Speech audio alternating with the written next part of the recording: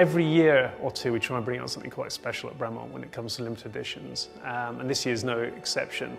We've got original parts of the first ever aircraft that flew, which is the 1903 Wright Flyer, and some of the material of which is here on this desk, and this is being integrated into the watch, which is quite phenomenal when you think about it. Just before the aircraft went to hang in the Science Museum in London until 1948, the aircraft was recovered. So the original material rested with Orville Wright at his home in Dayton until he died in 1948.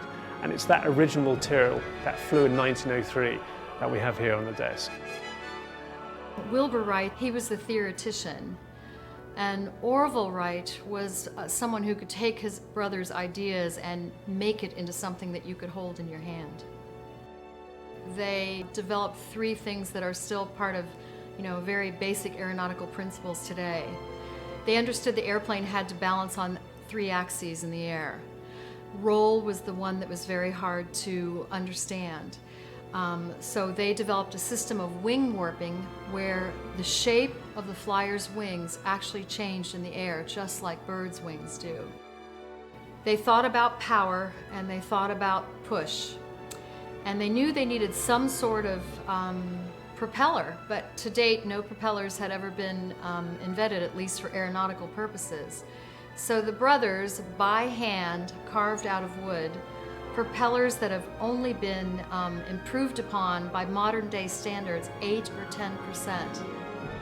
They were both very interested in making sure of being credited for the things they had achieved. And when Uncle Will died in 1912, Orville more or less had the spotlight of the world on him. Orville was very mindful that everything about what they discovered was done by a team. This material, apart from being valued at pretty much being priceless, has only ever been used by the likes of Neil Armstrong. It was sewn into his flight suit when he first landed on the moon. It's been given to presidents in the past and it's hung in museums. But it's the only time material from 1903 Wright Flyer is going to be used in a project like this. As discussed, we've got some original material of the Wright Flyer, the lower left wing, which we're integrating into the watches. And this is actually, for a watchmaker, proved incredibly challenging. First, obviously, how you integrate that material into the watch, but also how we cut this very special dope fabric. And we're using special laser cutting machinery to be able to cut these small segments that are being integrated within the rotor of each individual watch. We've been working on a proprietary movement for many years now with our Swiss partners, and what we wanted to be able to do was create something which is quite unique for Bremont, and we can manufacture a number of those components in the UK. And we've done that and we're integrating it within the Wright Flyer watch. Beautifully finished, 50-hour power reserve, off-center second hands, and I think it's something that anyone who looks at will realise quite how much effort has gone into it. All our limited editions generally have a charitable angle to them, and it's been amazing for us to be able to work with the Wright Foundation on this.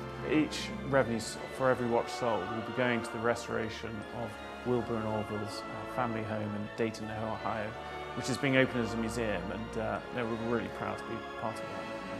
So the Wright Flyer comes in a 43mm case, and it comes in three different materials. We've done a steel, we're making 300 pieces of those, 100 rose gold pieces, and our first ever white gold piece, we're only making 50 of those. And the white and the rose gold come in white dials. To have a brand where a lot of the DNA comes from aviation, as is Bremont, to work with something quite so special as the material I've got here, it doesn't really